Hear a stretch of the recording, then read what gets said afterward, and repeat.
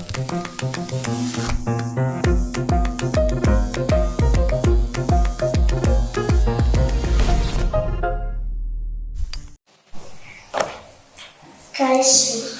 gu Amañaren eskolako hirugarren mailako ikasleak gara. Gaur energia magnetikoaren esperimentu hau erakutsi nahi dizuegu.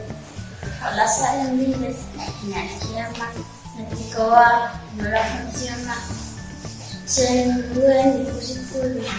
Iman batekin metal batzuez osatutako objektu nola erakartzen diren ikusiko dugu.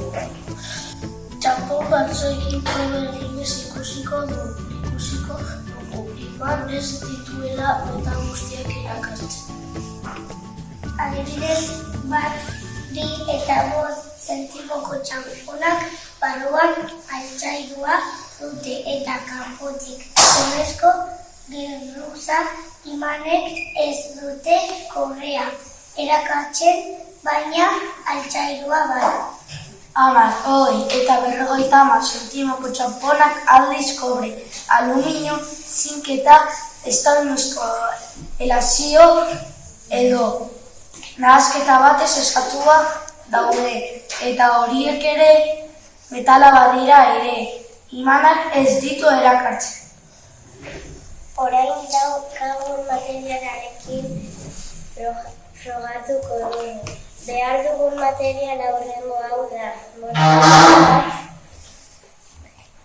Iman eta txanpon ezberdinak eta klipak ere bai.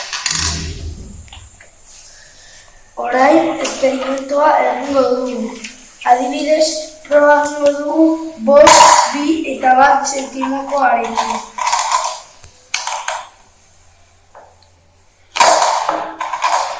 Kezkak zaila da, baina erakartzen ditu.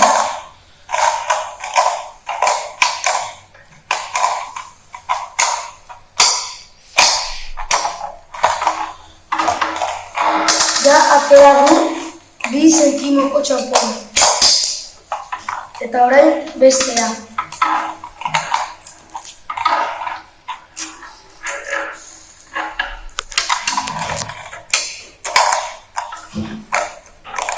Orain 5 zentimokoa azkenik atara.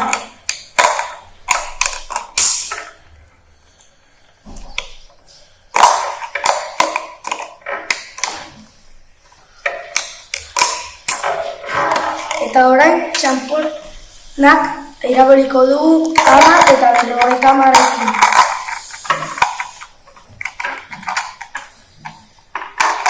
Ikusten duzue ez du erakartzen.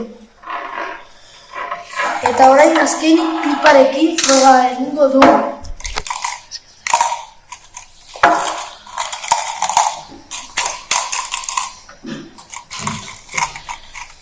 Imana kliparekin ere erakartzen ditu.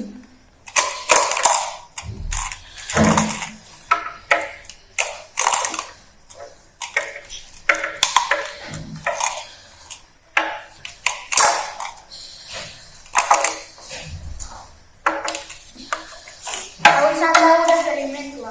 Espero dugu gustukoa izango duzue.